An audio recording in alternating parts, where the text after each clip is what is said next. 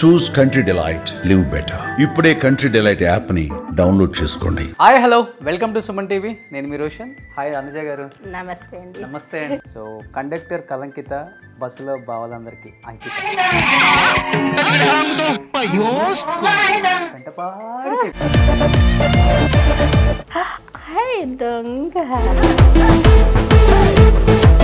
So మీరు Reddy community అని విన్నాను. అవునండి. సో రెడ్డీస్ కమ్యూనిటీలో ఉండి club dancer, item songs, vamp characters, ఇంట్లో అబ్జెక్షన్ చెప్పదు కదా? ఒక క్రేజ్ అనేది ఎక్కువ ఉంటుంది. చుట్టుపక్కల ఉన్న చుట్టాలు, సమాజం, ఫ్రెండ్స్ ఇలాంటి వాళ్ళు ఉంటారు కదా, కొంచెం సూటిపోటు మాటలతో బాగా పడితే మనం అప్పుడే ఉన్నాం కదా, చూడు ఎట్లా అయిపోయారా, ఇటు తీసి ఇటు వదిలేయాలంటారు.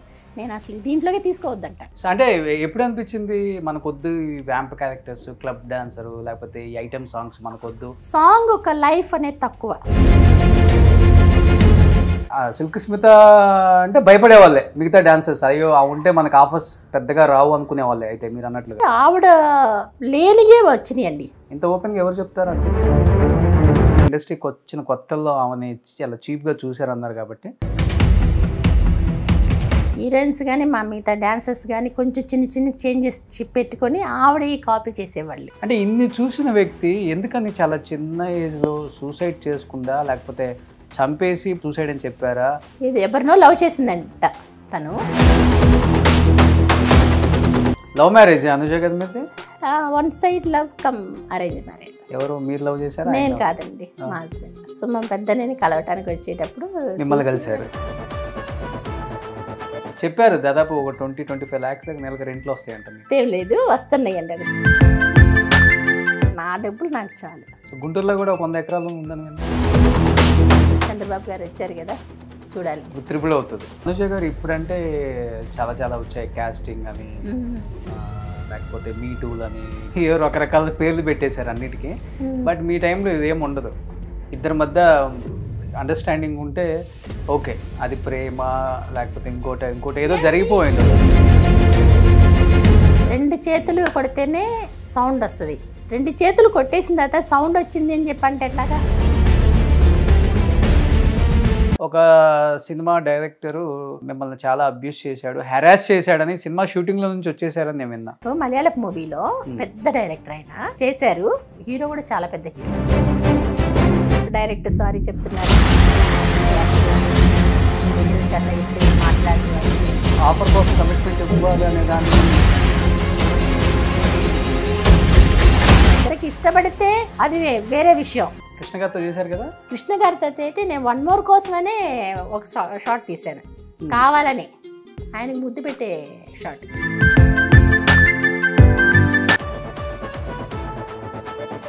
తనకి ఇష్టమేనా మమ్మీ యాక్ట్ చేయటం? మళ్ళీ కో ఆర్టిస్టులు ఉంటారు పక్కన, ఎవరి పక్కన అమ్మ నించోకూడదు.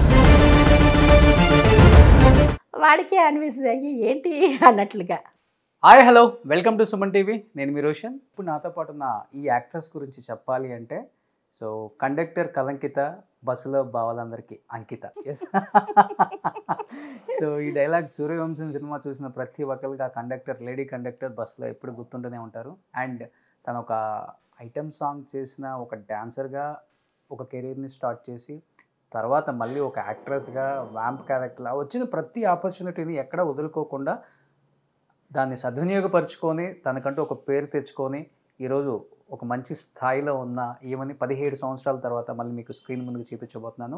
She is none other than great actress Anuja గారు. హాయ్ అనుజ గారు. నమస్తే అండి. నమస్తే అండి. ఎలా ఉన్నారు? నేను చాలా చాలా బాగున్నాను. మీరైతే చాలా అందంగా, బొద్దుగా, ముద్దుగా. బొద్దు ఏం చేయలేము, మా ఫ్యామిలీ, మా అమ్మ గారు ఇచ్చారు మా ఫ్యామిలీ అందరికి. కానీ మీరు చెప్పగానే అందరికి గుర్తొచ్చేది ఇక్కడ పుట్టుమచ్చ. అవును, దాన్ని కొంచెం ఎక్కువ ఓవర్గా కవర్ చేశారండి. సో ఆ పుట్టుమచ్చతో ఏలేశారు ఒక జనరేషన్ మొత్తాన్ని, ఒక తరం ఏలేశారు మొత్తం సిల్వర్ స్క్రీన్ మీద. చాలా బిజీగా మీ అందంతో, మీకున్న ఎక్స్ప్రెషన్, మీ స్మైల్, మీ రొమాంటిక్ ఐస్. నాకు తెలియదు, ఇప్పుడు మీరు చెప్తుంటే తెలుస్తుంది. నేను చెప్పకపోయినా కానీ ఆడియన్స్కి ఆ సినిమాలు చూస్తేనే తెలుస్తుంది. అంటే అప్పుల్లో గ్లామర్ రోల్స్ చేయాలంటే చాలా భయపడాలి. ఆలోచించాలి, అవును. ఇవన్నీ ఉంటాయి. ఇప్పుడంటే ఏంటిలే హీరోయిన్స్ Heroines ఐటమ్ వచ్చేసి, సాంగ్స్ కి అవును. ఐటమ్ డ్రెస్లు వేసేసుకొని సాంగ్ లో వాళ్ళే కనపడుతున్నారు. యాక్చువల్లీ మేము చేసేటప్పుడు కూడా ఉన్నారండి, బట్ అయితే అందరూ హీరోయిన్స్ చేయలేదు. ఐటమ్ సాంగ్ గా ఇప్పుడు హీరోయిన్స్ వచ్చేసారు. అదే వాళ్ళు వచ్చేసారు. అవును. మీ అప్పుడు ఐటమ్ సాంగ్స్ అన్నా కానీ లేకపోతే వ్యాంప్ క్యారెక్టర్లు అన్నా కానీ అవును. రొమాంటిక్ క్యారెక్టర్స్ అంటే ఒక 10 మంది గుర్తొచ్చేవాళ్ళు. ఎస్, దానికి ఒక ఆర్టిస్టులు సపరేట్ గా ఉంటారు. జయమాలిని గారు, అవును. జ్యోతిలక్ష్మి గారు, అనురాధ గారు, సిల్క్ స్మిత గారు అండ్ అనుజ గారు, డిస్కో శాంతి గారు, అవును. ఇట్లా ఒకరి తర్వాత ఒకరు వస్తూనే అప్పుడు ఉన్నారు. ఏలేసారు కదా ఇండస్ట్రీని. అప్పుల్లో ఎలా అనిపిస్తుంది అనుజ గారు? అంటే 17 సంవత్సరాల తర్వాత మళ్ళీ తెలుగు ఆడియన్స్ కి మీరు పరిచయం అవుతున్నారు 19 కాబట్టి. years.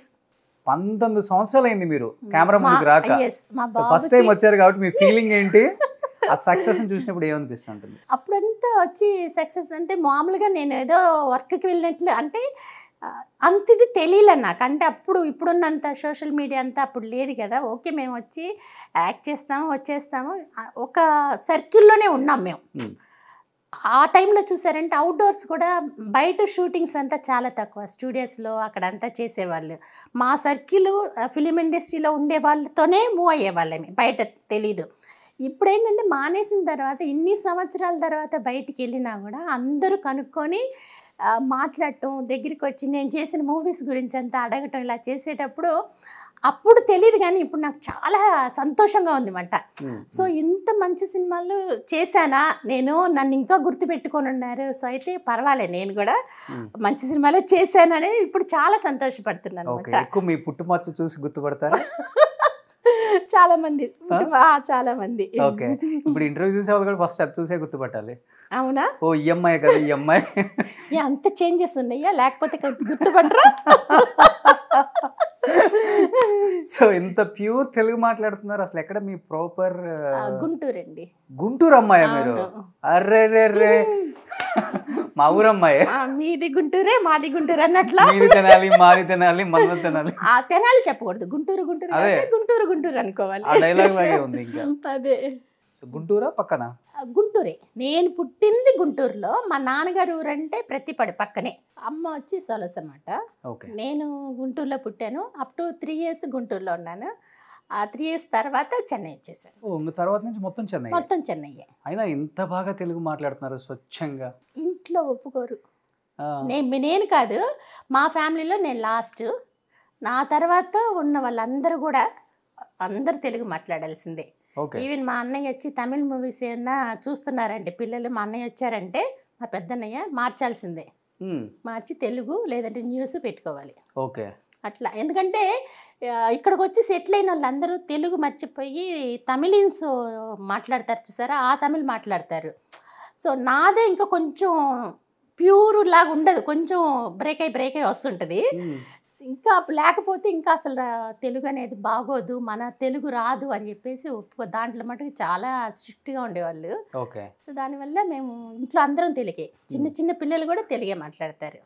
ఇప్పుడు మా మేనకోడలు చూసారు కదా, వాళ్ళకి 2 పిల్లలు, వాళ్ళు కూడా ప్యూర్ తెలుగే మాట్లాడతారు. సో మీరు రెడ్డి కమ్యూనిటీ అని విన్నాను. అవునండి. సో రెడ్డిస్ కమ్యూనిటీలో ఉండి, అది గుంటూరు అమ్మాయి ఉండి సినిమాలోకి మీరు ఎంట్రీ ఇచ్చిందే ఈ club dancer, item songs, vamp characters, చిన్న చిన్న డ్రెస్సులు. ఇంట్లో అబ్జెక్షన్ చెప్పలేదా?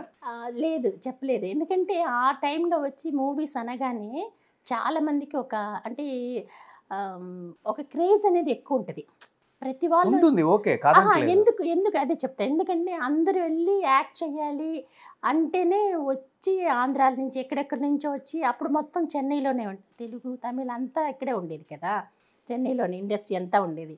ఇక్కడికి వచ్చి ట్రై చేస్తూ ఉండేవాళ్ళు. కానీ నాకు వచ్చి ట్రై చేయకుండానే ఎలాగో దేవుడి దేవిలో ఛాన్సెస్ వచ్చినాయి అన్నమాట. వచ్చేటప్పటికి వాళ్ళకి అది నో అని కూడా వాళ్ళంతా ఆలోచించి కూడా అమ్మాయికి వచ్చి మూవీస్లో అడుగుతున్నారు అనేటప్పటికి ఓకే అనేసారు. నేను అప్పుడు బాగా చిన్న వయసు, అంత నాకేం అనిపించలే. ఆ టైంలో నాకేంటంటే షార్ట్స్, మిడీస్ అన్నీ వేసుకుని ఉండేదాన్ని. సో దానివల్ల నాకు వచ్చి డ్రెస్సుల గురించి కూడా పెద్దగా అనిపించలే. ఇంట్లో పేరెంట్స్ కూడా వచ్చి వాళ్ళు ఉండేది గుంటూరులో ఉన్నారు, వాటి గురించి ఏమో తెలియలే. మీరు అంటే ఇప్పుడు తెలుస్తుంది కానీ అంత ఆలోచన లేదు మాకు, అనిపించలే. చుట్టుపక్కల ఉన్న చుట్టాలు, సమాజం, ఫ్రెండ్స్ ఇలాంటి వాళ్ళు ఉంటారు కదా కొంచెం సూటిపోటి మాటలతో పొడిచే వాళ్ళు ఉంటారు ఎక్కడైనా కానీ, అది కామన్. ఎదుగుతున్నావు అంటే అది వచ్చి బాగున్నా అంటారు, బాగోపోతే మనం అప్పుడే ఉన్నాం కదా చూడు ఎట్లా అయిపోయారా. వాళ్ళ గురించి విన్నామంటే మనం వచ్చి ఒక స్టెప్ పెట్టలేము, తీసి పెట్టాలి. ఒక లెవెల్కి రావాలన్నా ఏదన్నా ఒక ట్రై చేయటాన్ని కూడా చేయలేము. ఓకే. సో అది వచ్చి మనం, నేను అనేది ఏంటంటే ఇటు చాలామంది అంటారు ఇటు తీసి ఇటు వదిలేయాలంటారు. నేను అసలు దీంట్లోకి తీసుకోవద్దంటాను. అసలు వినరు. అసలు తీసుకోకుండా ఉన్నాం అనుకోండి లోపలికి వెళ్ళదు కదా. ఓకే. అలాగా వెళ్ళిపోవాలి.